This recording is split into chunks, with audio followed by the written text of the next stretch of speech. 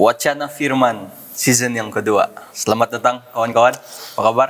Kabar baik, Baik, kalau baik. Percaya kita semua sudah tidak sabar-sabar lagi untuk berbincang dan mengongsikan sedikit ilmu yang kita tahu mengenai topik yang kita sudah pilih yang akan dibincangkan pada pagi ini, hari ini. Satu topik yang saya ingin bawa pada hari ini yaitu memisahkan apa yang sudah disatukan oleh Tuhan. Satu topik yang menarik dan saya ingat perkara ini adalah perkara yang ataupun masalah ini berlaku bukan hanya di tempat kita saja tetapi berlaku di seluruh dunia. Dan kita akan lihat bagaimana Alkitab menjelaskan ataupun memberikan jawaban untuk situasi ataupun masalah seperti ini. Jadi sebelum kita mulai, saya senang sekali untuk memimpin kita semua di dalam doa pembuka. Mari kita berdoa. Bapa di surga, kami mengundang Roh Suci Tuhan, Roh Kudus Tuhan, untuk bersama-sama dengan kami di dalam perbincangan pada hari ini. Biarlah apa yang kami katakan, apa yang kami kongsikan, semua itu sesuai dengan kehendak Tuhan. Dan itu akan membantu bukan saja kami, tetapi siapa saja yang akan bersama-sama dengan kami nanti, mendengar, menonton, akan juga diberkati. Di dalam nama Tuhan Yesus kami mohon dan berdoa. Amin. Amin. Amin. Nah, inti untuk masalah topik kita pada pagi ini saya ambil di dalam Matius 19. Kalau kita lihat Matius 19, tajuknya pun sudah jelas di sana mengenai perceraian. Karena itu saya katakan awal tadi, ini adalah satu masalah yang bukan hanya berlaku di satu tempat, tetapi sebenarnya berlaku di seluruh dunia. Apabila kita melihat bagaimana Yesus di dalam Matius 19 ini menjelaskan mengenai ataupun mengatakan sesuatu mengenai perceraian di dalam ayat yang ke-9. Kita boleh lihat di dalam ayat yang pertama juga ketika itu sewaktu Yesus mau berangkat dari Galilea dan dia tiba di daerah Yudea di seberang Jordan, orang ramai berkerumun.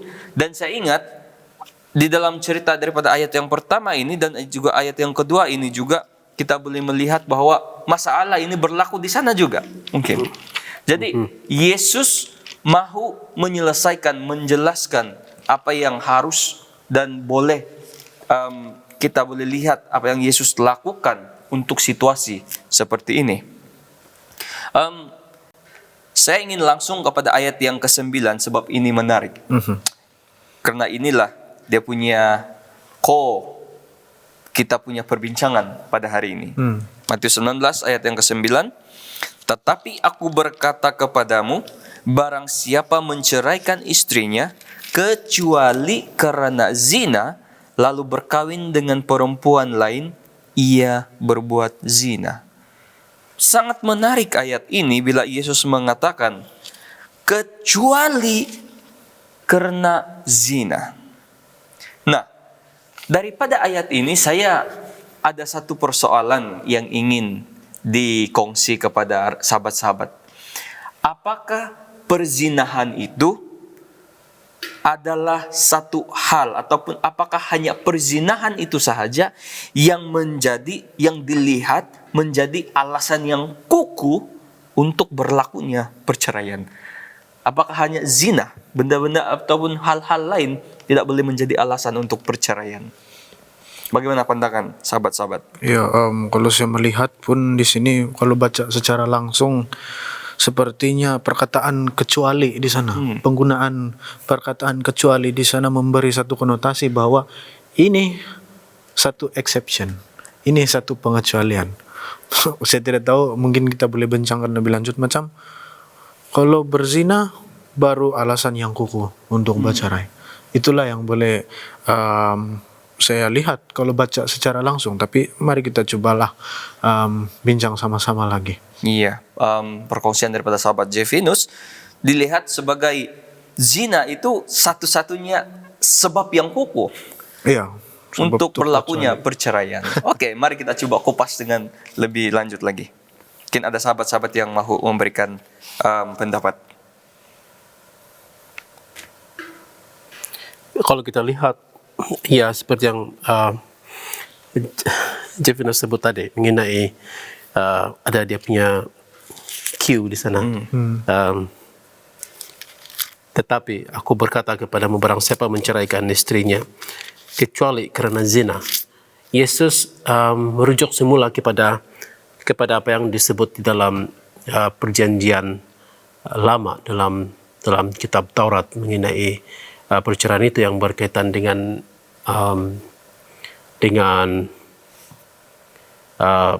zina dan perceraian itu kan. Dan kalau mengikut apa yang disebut di sana, yaitu perzinahan yang melibatkan ada hubungan seksual barangkali ya di sana, itulah yang disebut di sini sebenarnya. Apa yang kita lihat sebagai tidak ada lain kecuali ini. Kalau mengikut apa yang dikatakan di sini. Namun saya pikir kita harus juga melihat kepada perkara-perkara lain lah untuk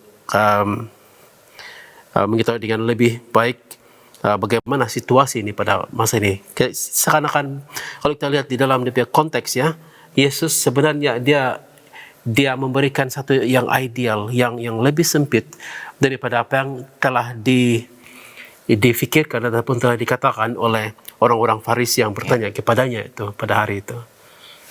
Iya, sangat menarik. Dan dua sudah pendapat kita mendengar tadi bahwa zina ini dilihat seolah-olah alasan yang kukuh untuk berlakunya perceraian. Tetapi Dr. Gerard juga sudah mention sebentar tadi juga, dia tambah bahwa mungkin perlu dilihat dalam aspek yang lain juga. Dan menarik sekali apabila saya tiba-tiba terganggu lagi dengan satu ayat di dalam Markus 10 ayat yang ke-9 ini. Markus 10 ayat yang ke-9 dikatakan, karena itu apa yang telah dipersatukan Allah tidak boleh diceraikan manusia. Apakah perceraian ini sebenarnya masih boleh menjadi alasan yang kukuh apabila kita membaca Markus 10 ayat 9 ini? Ataupun apakah ada penjelasan daripada Markus 10 ayat 9 ini untuk tidak bertentangan dengan apa yang ditulis dalam Matius 19 ayat 9 ini? Bila seseorang itu sudah berkawin, mereka akan melakukannya dalam satu situasi yang publik di mana ramai orang dapat melihat. Dan saya boleh katakan apabila mereka melakukan itu marriage itu, mereka sebenarnya lawfully binding, lifelong commitment. Maksudnya mereka komit antara satu dengan yang lain supaya hal yang seperti mana disebut tadi tidak berlaku, ya. Dan sememangnya komitmen itu daripada seorang laki dan seorang perempuan itu between the couple and God itu seharusnya memang sudah dipersatukan, ya. Apalagi kalau seseorang itu sudah berkawin di dalam gereja, di dalam satu setting yang dimana ini adalah sesuatu yang sacred. Yes. Ya. Dalam masa yang sama, sebenarnya kalau kita lihat di dalam Matius 19 ayat 9 itu, Tuhan intended ataupun Tuhan memang dari mula, ya, supaya itu perkawinan, masih ingat Adam dan Eve, ya, supaya perkawinan itu Adam dan Eve menjadi satu pattern kepada semua perkawinan yang akan berlaku seterusnya. Dan itu adalah satu pattern yang harus diikuti. Sebenarnya harus diikuti sebab itu diberikan daripada Tuhan dan itu memang original plan daripada Tuhan sendiri, ya. Kalau kita baca yang sebelumnya, Tuhan Yesus mengatakan, have you not read that he who made them at the beginning made them male and female, and said, for this reason a male shall leave his father and mother and be joined to his wife, and two shall become one flesh. Maksudnya di sini adalah apabila itu perkawinan berlaku itu bukan sepatutnya dipisahkan lah. Ya, sebab ini adalah yang dikatakan Tuhan. Dan ini adalah sesuatu yang karena institut oleh Tuhan. Sebab marriage ini adalah sesuatu yang sacred. Satu monogamous heterosexual relationship di antara satu male dan juga satu female. Sangat menarik apabila kita melihat bahwa penjelasan tadi memberitahu bahwa perkawinan itu adalah sesuatu yang suci, yang diinginkan oleh Tuhan. Saya boleh dapat di sini bahwa dalam Markus 10 ayat 9 ini, Tuhan sememangnya tidak mau ada perceraian selepas perkawinan yang sudah diberkati oleh Tuhan. Dan mungkin apa yang dimaksudkan dalam Markus 10 ayat 9 ini tidak boleh diceraikan manusia, mungkin boleh menjadi itu satu tabiat ataupun satu tindakan manusia yang menyebabkan perceraian. Mungkin dia begini, Tuhan tidak mau ada sesuatu yang dilakukan oleh salah satu ataupun pasangan itu yang menyebabkan perceraian. Mungkin itu yang dimaksudkan oleh ayat ini. Dan kita dapat lihat dalam Matius 19 ayat 9 tadi itu, bahwa zina itu seolah-olah menjadi satu hal yang menjadikan ataupun mengiyakan itu perceraian. Nah, mungkin kita boleh lihat di sini ataupun kita boleh explain apakah Yesus itu mengecam perzinahan ataupun dia mengecam akibat dia mengecam itu perceraian ataupun dia mengecam itu sebab yang berlakunya perceraian. Mungkin jawaban kita boleh menjelaskan Matius 19 ayat 9 dan juga Markus 10 ayat 10 ayat 9 ini. Mari kita lihat kepada Markus 10 ini yang saya lihat di sini. Kita fikir kalau kita go through dia punya konteks ya. Disebut di sini apa perintah Musa ayat 3. Kita lihat ayat 2 dulu lah. Farisi datang. Kamu tahu orang Farisi dia punya selalu ada di dalam pikiran dia untuk mencobai dan tes Yesus. Apakah seorang suami diperbolehkan menceraikan istrinya? Nah, mereka bukannya tidak tahu, mereka tahu apa yang diajar oleh hukum Taurat mengenai menceraikan istrinya. Ada rules, ada regulations yang disebut dalam buku Taurat apabila seorang suami mau menceraikan istri dia. Bukan suka-suka sahaja, tapi itu kita tahu apa yang diketahui oleh mereka. Tetapi jawab Yesus kepada mereka, apa perintah Musa kepadamu? Musa memberi izin. Ini yang mereka jawab, dan ini yang sebenarnya mereka tahu juga ini di dalam yang dilihat di dalam buku Ulangan. Ulangan 24 sebenarnya di sana. Musa memberi izin untuk menceraikannya dengan membuat surat cerai. Kamu tidak boleh buang perempuan itu saja. Sebab surat cerai itu memberikan perempuan itu peluang untuk masa depan. Kalau tidak ada surat cerai, perempuan itu tidak boleh buat apa-apa. Jadi dia harus mempunyai surat cerai supaya dia mempunyai peluang untuk kehidupan dia di masa depan selepas perceraian tersebut. Lalu kata Yesus kepada mereka, justru karena ketegaran hatimu lah. Nah, ini saya fikir yang mungkin kita boleh consider untuk menjawab serba sedikit isu yang Pastor Friendly sebut sebentar tadi. Justru karena ketegaran hatimu lah, maka Musa menuliskan perintah ini untuk kamu. Maksudnya, ada perceraian, tetapi ada ini. Seakan-akan kamu melihat di sana, bukan perceraian yang dimahukan, tetapi kesatuan itu. Itu adalah ideal dah. Dan ada hal-hal tertentu yang cuba untuk menghalang daripada mereka untuk melakukan demikian. Tetapi dibenarkan disebabkan Yesus katakan sebab ketegaran hatimu. Sebab hati mereka keras dalam satu hal. Mungkin pengaruh daripada Mesir barangkali, pengaruh daripada mana-mana pihak barangkali, tetapi memang dalam culture di mana lelaki yang kita panggil patriarkal kan, lelaki yang menonjol di sana. So, karena ketegaran hatimu, lalu Yesus kembali kepada penciptaan, dan di sini kita dapat melihat bahwa tujuan utama ataupun apapun hal mengenai perceraian ataupun perkawinan itu, asalnya, tujuan asal perkawinan itu tidak melibatkan perceraian. Ya. Perceraian bukanlah salah satu daripada faktor ataupun elemen daripada persatuan tersebut. Itu bukanlah satu yang ditulis di dalam kontrak. Contohnya, itu tidak ada, istilah itu tidak ada dalam hubungan suami istri pada asalnya, tidak ada. Itu adalah gangguan terhadap hubungan selepas dijatuhkan ke dalam dosa.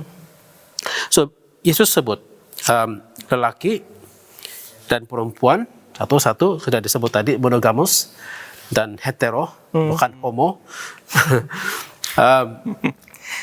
Meninggalkan ayahnya dan ibunya, bersatu bersama-sama, satu menjadi satu daging. Demikianlah, bukan lagi dua melainkan satu. Dan ini yang Yesus coba tekankan. Apa yang dipersatukan Allah tidak boleh diceraikan. Sebenarnya mereka dinyatakan, Yesus coba nyatakan di sini, Allah sudah persatukan kamu, janganlah kamu coba-coba untuk menceraikan sesuatu di sana. Ya. Tetapi karena ketegaran hatimu, ada sedikit consent barangkali daripada some ways, sebab kalau tidak, banyak hal-hal negatif yang mungkin berlaku kalau Tuhan tidak melakukan sesuatu itu karena ketegaran hati manusia. Ya. So, dilihat yang memulakan perceraian, hal perceraian ini kalau menurut explanation Dr. Gerard, bermula daripada ketegaran hati. Yeah, I think that is the main Penyebab dia. Menarik. Bagaimana sahabat-sahabat?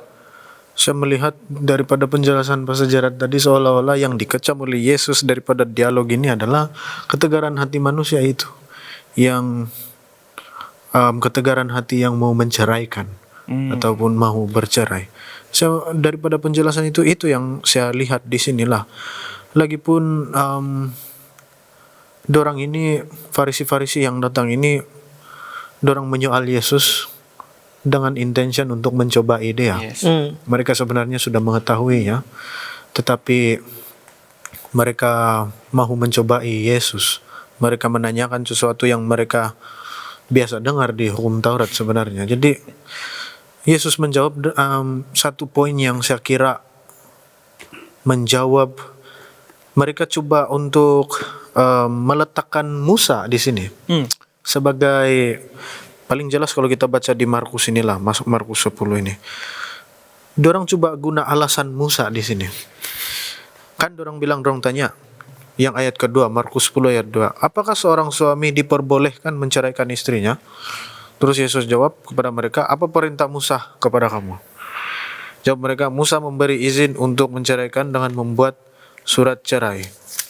Nah, dorang meletakkan Musa di sana sebagai macam satu yang boleh digunakan untuk mencobai Yesus. Tapi Yesus menjawab, justru karena ketegaran hatimu lah, maka Musa menuliskan perintah ini untuk kamu. Apa yang menarik di sini, setelah Yesus menjawab ini di soalan kelima, dia meneruskannya, ayat kelima, dia meneruskannya dengan ayat ke-6. Dia bilang, sebab pada awal dunia Allah menjadikan mereka laki-laki dan perempuan. Yes. Yesus mengaitkan isu ini dengan apa yang ideal di zaman penciptaan. Lelaki dan perempuan, seperti mana yang Pastor Gerard sudah cakap tadi. Jadi apa yang saya boleh nampak di sini ialah Yesus defend Musa, pada masa yang sama Yesus juga dia kasih, boleh saya katakan dia reinforce, bukan juga reinforce sekali, tapi dia kasih ingat kembali apa yang ideal pada zaman penciptaan. Originalnya memang lelaki dan perempuan kalau sudah bersatu, tidak ada lagi Tuhan fikir mau bercerai. Sebab itu bukan dalam plan Tuhan. Dalam plan Tuhan. Ya. Yang membuat perkara ini wujud adalah sebab ketegaran hati manusia perceraian, bukan daripada Tuhan. Tuhan hanya mau penyatuan, bukan perceraian.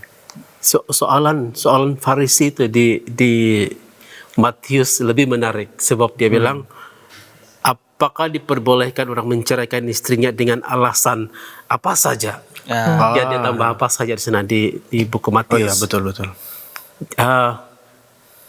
Ada kelihatannya dengan menambah dengan alasan apa saja di sini itu menjadi sebahagian daripada cerminan ataupun reflection of interpretation terhadap apa yang disebut oleh Musa di dalam Deuteronomy 24. Kan di sana disebut mengenai perceraian. Sebab di sana dia katakan mengenai adultery, right?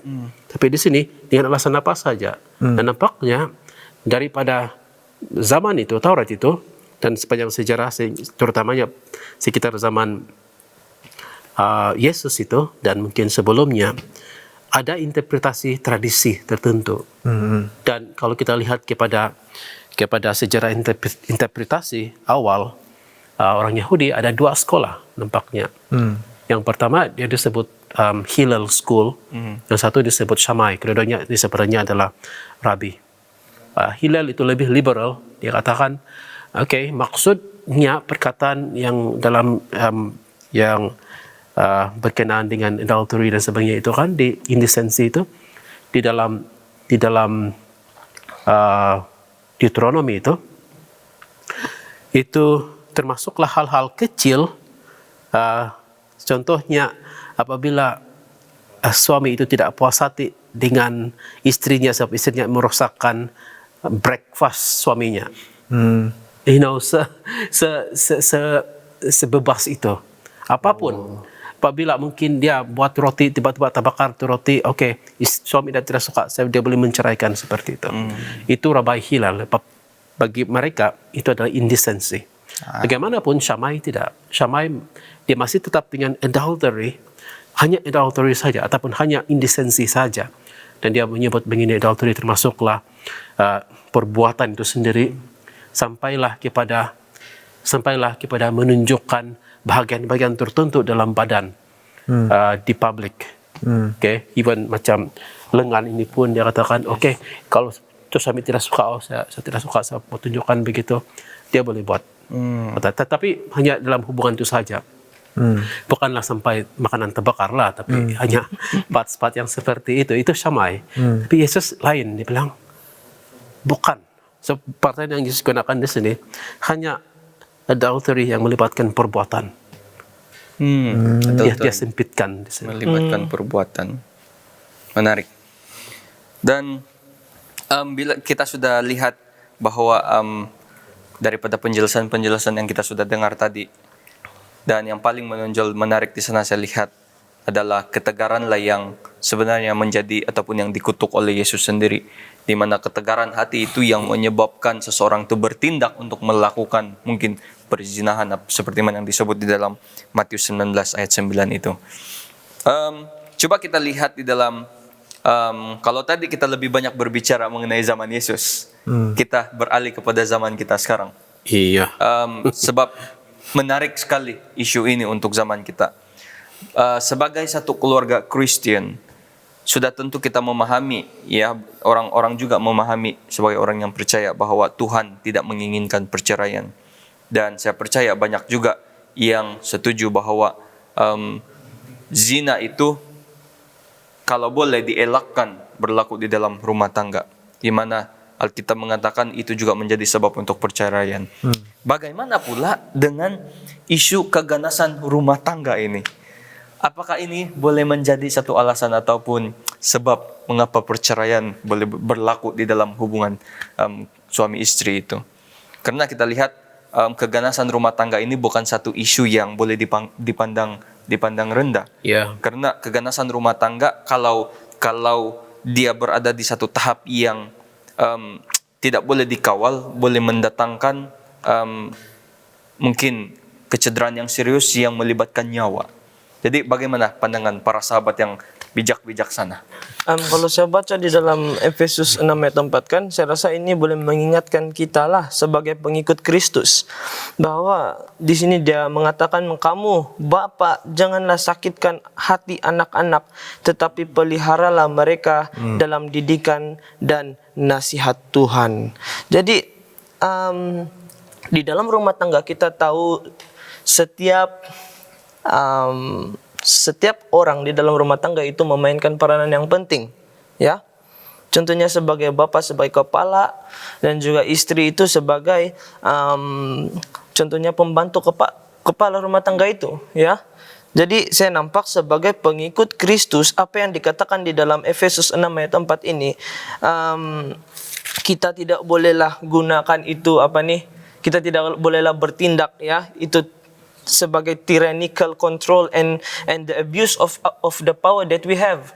Maksudnya apapun yang kita ada di dalam rumah tangga itu, contohnya kita nih sebagai lelaki, ya, biasanya kita akan menjadi kepala rumah tangga, ya, Pastor Ferinli. Ya, jadi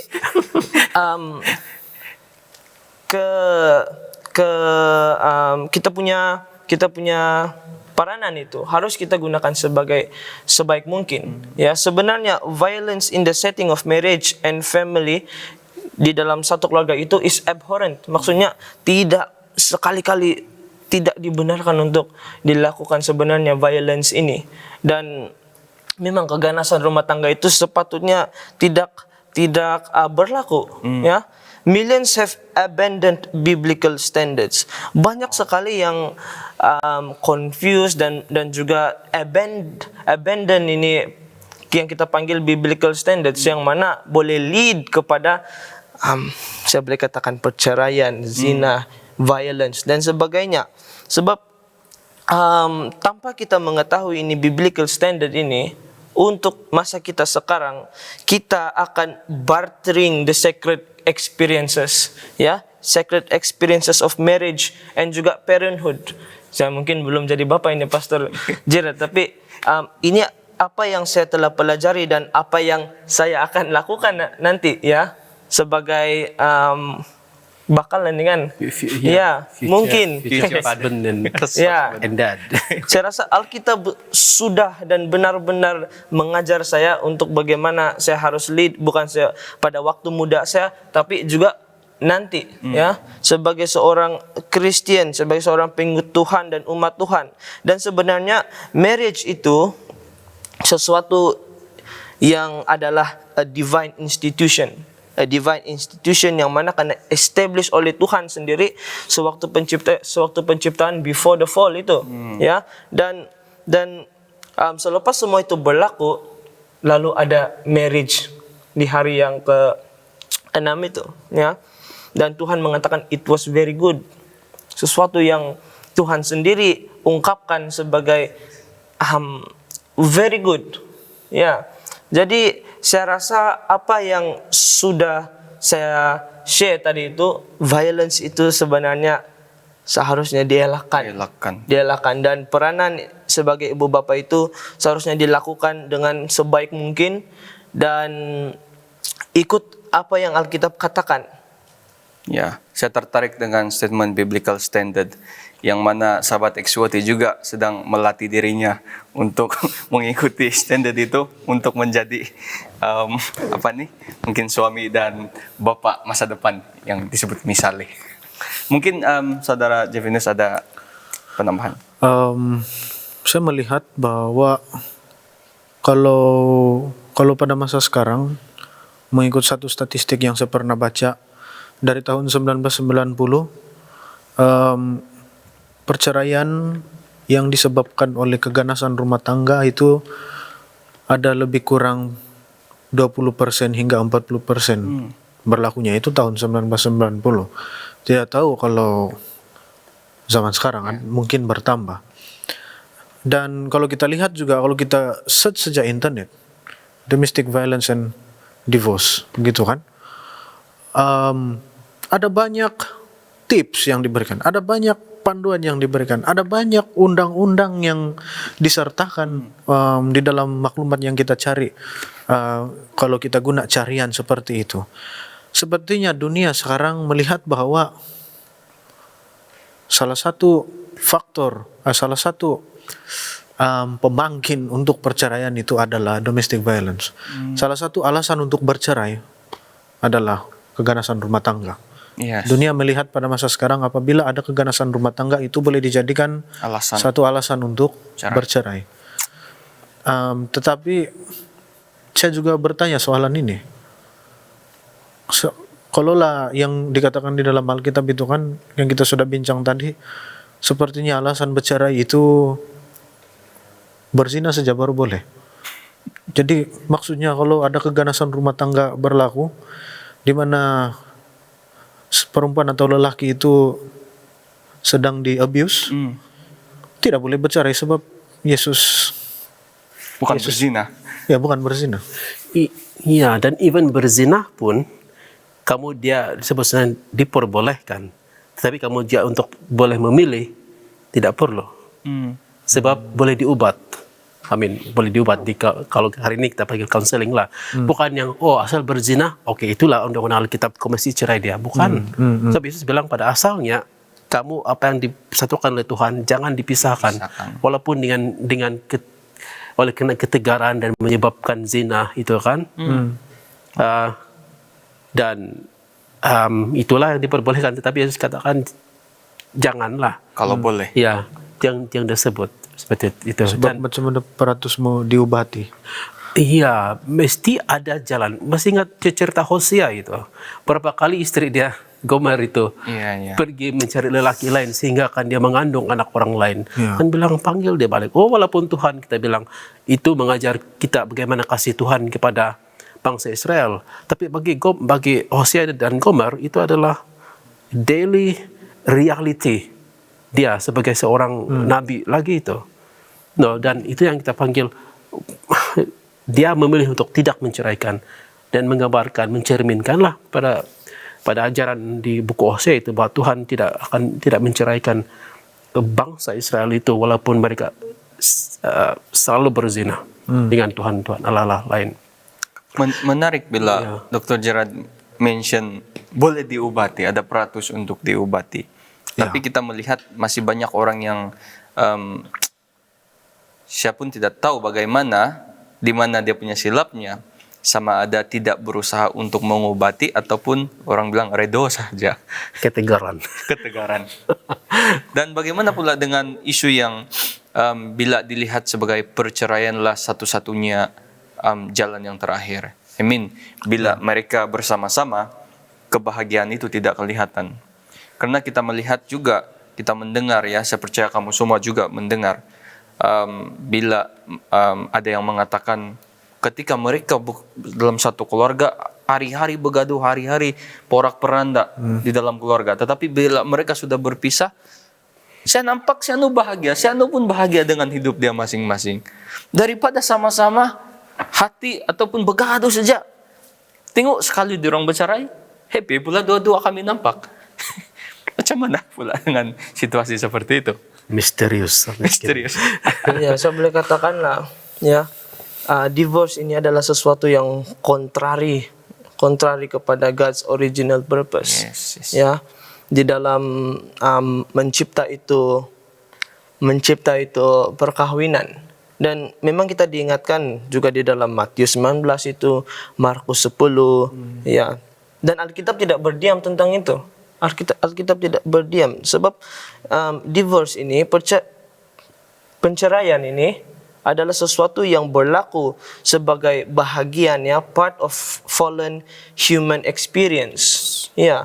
Dan biblical legislation juga kena bagi limit kepada damage yang seperti ini, ya, di dalam Deuteronomy Ulangan 24 macam Pastor Gerard cakap tadi. Tetapi di dalam Alkitab biblical instructions, yang affirms marriage and seeks to correct problems, yang mana yang Alkitab sendiri mahu untuk membantu, mahu untuk memberitahu bahwa ada cara-caranya untuk memperbetulkan masalah ini. Yang masalah ini yang tend to weaken or destroy the foundation of marriage. Kita boleh lihat di dalam Efesus 5, Hebrews 13, 1 Peter 3 dan sebagainya. Ya, sebab marriage ini dia rest kepada prinsipal. Rest maksud saya dia berdasarkan ya kepada principality ataupun principles of love, loyalty, exclusiveness, trust dan sebagainya. Dan kalau principles ini kena violate, scripture acknowledge yang ini akan menghancurkan perkahwinan. Ya, Pastor Ferinley. Dalam masa yang sama juga saya boleh katakan bahwa walaupun Musa nampaknya macam permit itu divorce, dan walaupun dia tahu itu bukanlah God's original plan, tetapi selepas kita melihat apa yang dikatakan Yesus, ya, Yesus juga bukan ingin kasih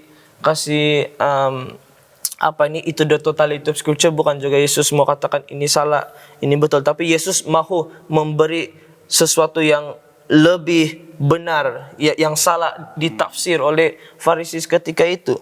Yesus ingin encourage a lifelong marriage fidelity. Maksudnya Yesus berfikiran di mana divorce itu sepatutnya tidak berlaku. Jadi kalau sepasangan, kalau ada pasangan, ya, sepasang suami istri itu nampaknya tend to go to that direction, Alkitab ada mengatakan tentang ini, ya, dan biarlah perkahwinan itu yang sudah mereka komit di publik adalah sesuatu yang berdasarkan ataupun based upon the foundation of the Bible. Saya lihat lagi untuk menambah sedikit di sini apa yang disebut mengenai itu violence itu yang saya suka dengan statistik yang Jeffrey sebut tadi dan juga dia punya implikasi dia. Dan apapun lah yang kita lihat pada hari ini, kita boleh, saya pikir, aplikasikan apa yang disebut sebagai ketegaran hati manusia. Yes. Tidak sepatutnya ada perpisahan, tidak sepatutnya ada ini konflik dan pergaduhan dan sebagainya di dalam rumah tangga. Itu disebabkan oleh ketegaran hati manusia.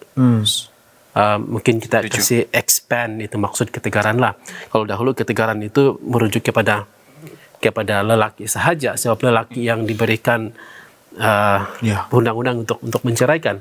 Tapi pada hari ini kita lihat dunia sudah berubah, sudah berlainan daripada dahulu. Kadang-kadang kalau di barat sana mereka mau equality of gender. Mereka tidak tahu apa maksudnya equality of gender dari segi reality dia. But dia melibatkan manusia in general, ketegaran hati manusia kedua pihak. Di mana kalaulah sekiranya tidak ada ketegaran hati, kekerasan hati, keegoan dan sebagainya. Ini kita punya expansion lah of that word. Saya pikir boleh diobati juga yang selalu bergaduh itu. Yes. Saya ada sahabat dari Middle East, dia pernah mengatakan kepada saya bahwa kadang-kadang, dan saya memangnya culture derang itu, kalau seseorang itu, suami itu memukul istrinya disebabkan mungkin tidak puas hati dan sebagainya, perceraian itu tidak akan dapat berlaku walaupun disebabkan keganasan. Ya. Tetapi dia mengatakan hanya daripada perzinahan perceraian itu boleh dilakukan.